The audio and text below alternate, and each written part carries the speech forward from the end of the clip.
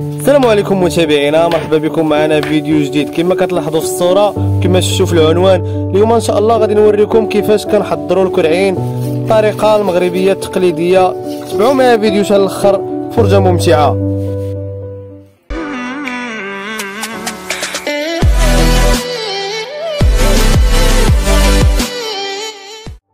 كما قلت لكم متابعينا، من بعد ما كتذبح البهيمه كيتحيدوا ليها الكرعين، كنديهم الفرناطي باش نصوتوهم. كما كتشوفوها ما كيتصوتوا، كما كتشوفوها هي نجاره والكرع لداخل كيتصوت.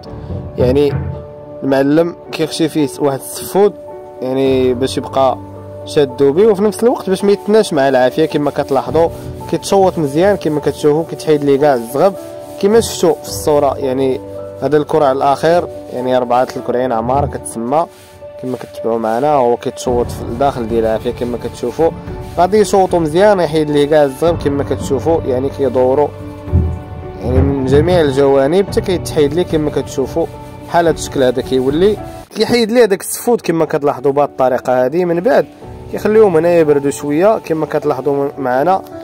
وكما كتشوفوا هذه هي النجاره كيخليوهم يبردوا، وهذا هو الفرناطشي اللي كنصوتوا فيه. كما كتلاحظوا معنا فرناطشي يعني تقليدي ديال الزنقه كما كتشوفوا. من بعد ولا الخطوه المواليه غادي نحيدوا لهم الفراقش ديالهم، كيتحيدوا ما حدهم باقي سخان. كما كتشوفوا الطريقه ديال الازاله ديالهم كيتحيدوا بهذا الشكل هذا كما كتلاحظوا.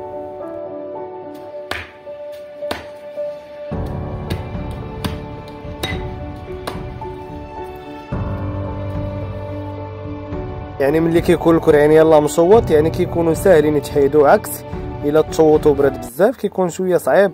كما كتشوفوا كيتحيدوا بكل سهوله، يعني كيشدوا من المعلم كيضربوا بهذا الشكل هذا وكيتحيدوا كما كتلاحظوا معنا. كما كتشوفوا الكرعيه راه ملاح، عجله راه مليحه، عماره مليحه، كما ديما معروف على مصدرة البركه كتجيب لكم احسن ما كاين في اللحوم.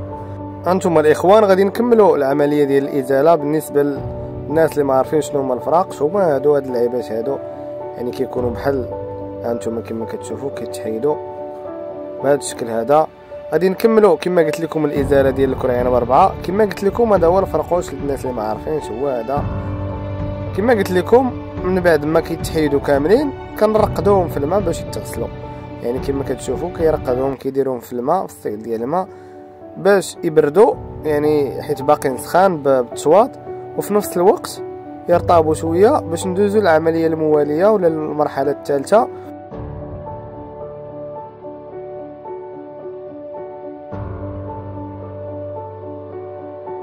العمليه المواليه ولا المرحله الثالثه كما قلت لكم اصدقائي هي اننا نشدوا جنويه ولا كراعيه كما غادي تلاحظوا معنا كما كتشوفوا في الصوره، وغادي نكرطوا كاع هذيك الكحوله كما كتشوفوا. يعني هذا الكرع هذا شدينا جنويه كرطنا ليه كاع هذيك الكحوله كما كتلاحظوا كما كتشوفوا. يعني نفس العمليه غنديروها لكاع الكرعين كما كتشوفوا. بعد ما كنساليوهم باربعه كما كتلاحظوا معنا، يعني شدينا جنويه كرتنا هذيك الكحوله ديال التصوات كامله. دابا العمليه الرابعه ولا العمليه ما قبل الاخيره هي كنفينيو بجيكسه ديال السلك كما كتلاحظوا معنا. باش كنشدو جيكسه ديال السلك كما كتلاحظوا معنا، ولا اي حاجه تقدر تغسل الكرعين مزيان. كنحيدوا كاع هذاك الشيء اللي ما حيداتوش الكراعيه، ما حيدوش الجنوي كما كتشوفوا. كنجيبوا سطيل فيه الماء وكنغسلوه مزيان كما كتلاحظوا معنا. كنحيدوا كاع هذيك الكحوله ديال التصوات وكنفينيوهم مزيان. يعني كنكملوا العمليه نفس العمليه كنكرروها على العماره كامله، وغادي ندوزوا للمرحله الاخرى.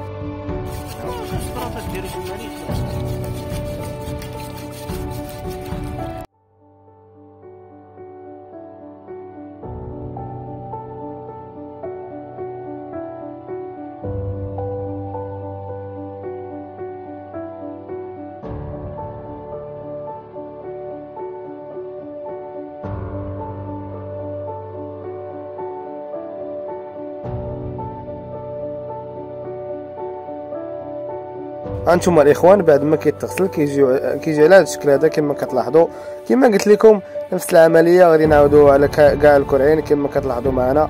غادي نغسلوهم كاملين كما كتلاحظوا. الكرع الثاني وها هي العماره من بعد ما كتغسل كما لاحظتوا معنا. يعني ها هي ولات واجده. دابا ما بقى لينا الا نديوها للمحل ان شاء الله، نديوها للمصدره ديالنا. كما كتلاحظوا من بعد ما كنوصلوها يعني ضروري نقوموا بالعمليه ديال الغسيل. غادي نشلوهم مزيان من بعد غادي نقطعوهم كما كتشوفوا، يعني التقطاع ديالهم ديجا وريتو لكم، قلت لكم التقطاع ديال البصله البلديه. خلي لكم الرابط ديال الفيديو في الوصف. هنا ضربتهم بالمسار ديال الضو كما كتلاحظوا، كيجيو رونديلات وكيجيو لذاذ بزاف. هكا غادي نكون وصلنا للنهايه ديال الفيديو. ما تنساوش اخوتي ديروا جيم الماكسيموم ديال لي جيم الاخوان باش سبورتيو الفيديو يطلع للناس اخرين، وتخليو ليا كومونتيرات ديالكم، وما تنساوش كما العاده تبارطاجيو مع اصحابكم، واللي ما مابونيش هذه فرصه باش يولي من المتابعين ديالنا. اشترك في القناه وفعل جرس الجرس باش ديما يبقاو يوصلكم الجديد. تهلاو في راسكم الاخوان، نتلاقاو في الفيديو الجاي ان شاء الله. الى اللقاء.